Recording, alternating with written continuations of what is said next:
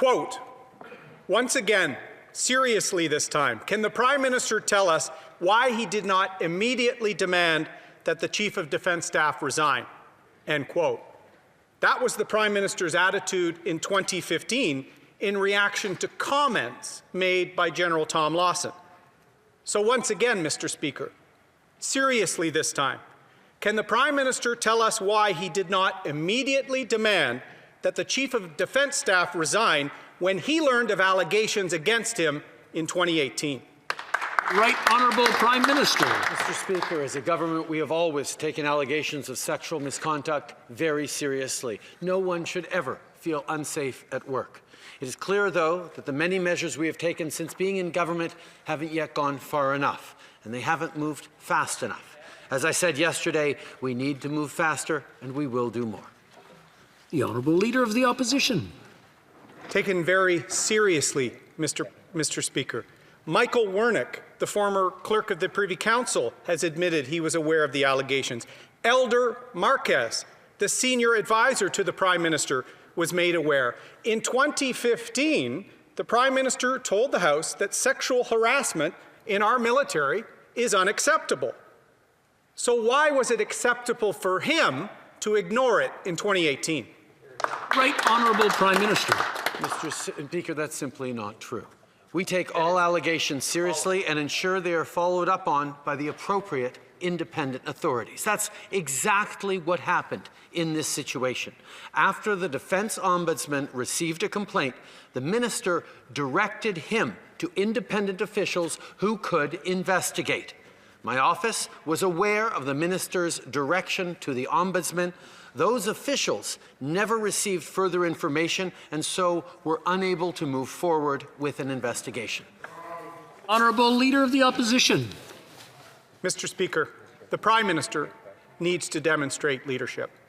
In 2015, inappropriate comments from the Chief of Defence Staff were enough for this Prime Minister to demand a resignation.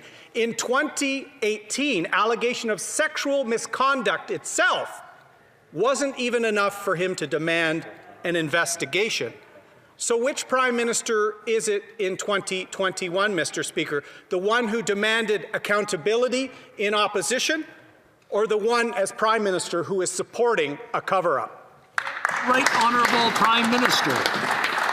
Mr. Speaker, we have always taken allegations of sexual misconduct seriously and referred them to the appropriate authorities. When the Ombudsman came forward to the Minister to say he had heard allegations, the Minister directed him to those independent authorities who could follow up on an investigation. Those are the people who need to do the independent, rigorous investigations. We have always ensure that those people are able to do the rigorous follow-ups. In this case, there was not enough information to continue with the independent investigation. Honourable Leader of the Opposition. The rigorous follow-ups the Prime Minister is talking about in 2018, Mr. Speaker, everyone around this Prime Minister was aware of the sexual harassment allegations in 2018. Why in 2019 did the Prime Minister extend the contract of the Chief of Defence Staff and give him a promotion? You're right, Honourable Prime Minister. In 2018, my office was aware of the Minister's direction to the Ombudsman. But my office and I learned of the details of the allegation through news reporting over the past months. Yeah. Mr. Speaker, we now know that the Defence Minister shut down the military ombudsman when he tried to bring forward allegations of sexual misconduct by General Vance. And we now know the PCO pressured Mr. Walburn to turn over the name of the complainant, and of course he refused.